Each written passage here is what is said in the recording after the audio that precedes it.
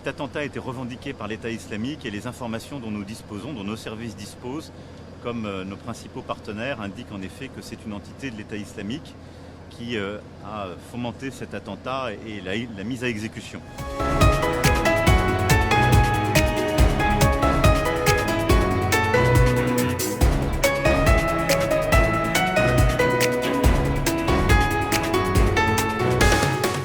Garder de toute instrumentalisation. Il y a par ailleurs une guerre d'agression que nous avons condamnée, à laquelle nous sommes, vous le savez, profondément opposés, qui nous a conduit à prendre des sanctions contre la Russie, à soutenir l'Ukraine.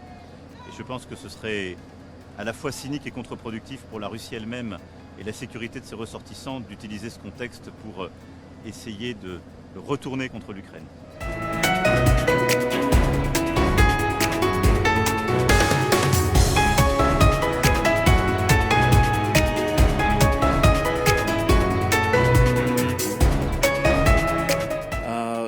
Nous sommes naturellement concernés par les indications des représentants des régimes à Moscou de faire un lien entre ces attaques et l'Ukraine. Nous rejetons cet effort.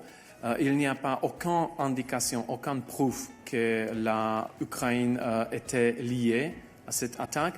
Et nous appelons à les autorités russes ne utiliser pas l'attaque terroriste de Moscou comme un prétexte, comme une motivation pour augmenter l'agression illégale contre l'Ukraine, et aussi ne pas en utiliser comme un prétexte pour l'augmentation de la répression interne contre les critiques de le régime en Russie.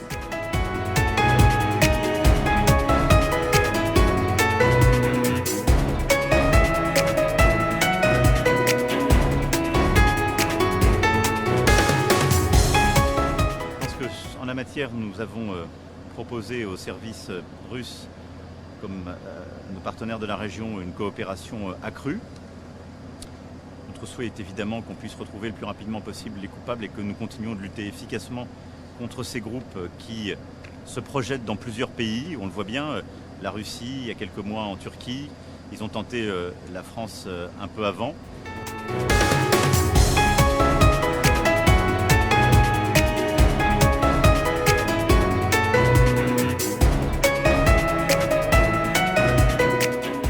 Les contacts ont été pris à tous les niveaux techniques et ministériels pour pouvoir proposer notre coopération compte tenu des informations dont nos services disposent et des éléments qui peuvent être utiles aux Russes. Ça se fera à ce niveau dans un premier temps.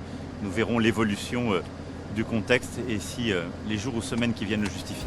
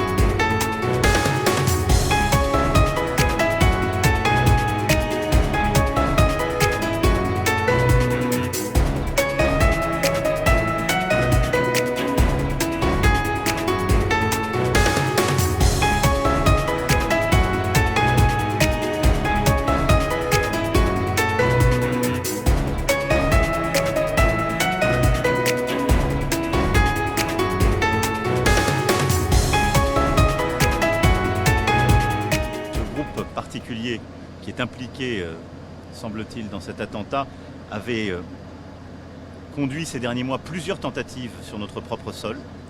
Et donc, compte tenu de ces ramifications et de ces intentions, par mesure de précaution, mais avec des éléments crédibles et solides, de décider de hausser la posture de Vigipirate. Vous vous souvenez que nous l'avions réduite en début d'année. Elle avait été elle-même haussée après les attentats d'Arras. Donc c'est une mesure qui est cohérente compte tenu de la revendication de cet attentat et du fait que ce groupe a plusieurs fois tenté de toucher le sol français.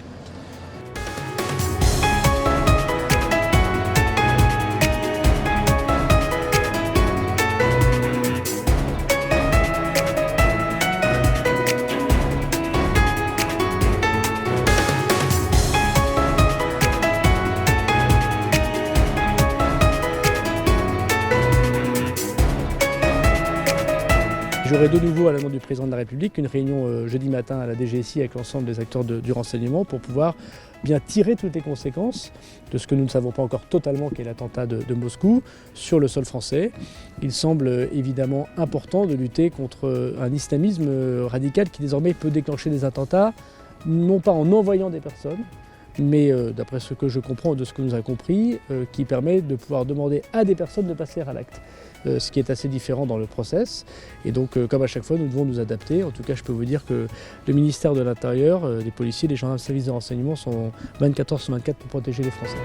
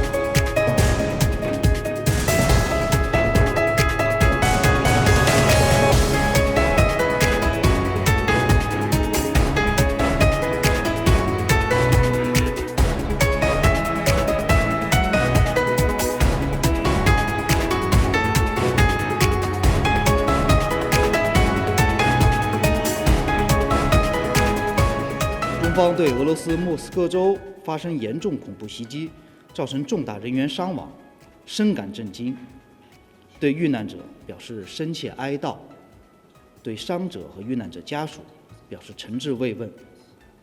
中方反对一切形式的恐怖主义，强烈谴责恐怖袭击行为，坚定支持各方维护国家安全稳定的努力。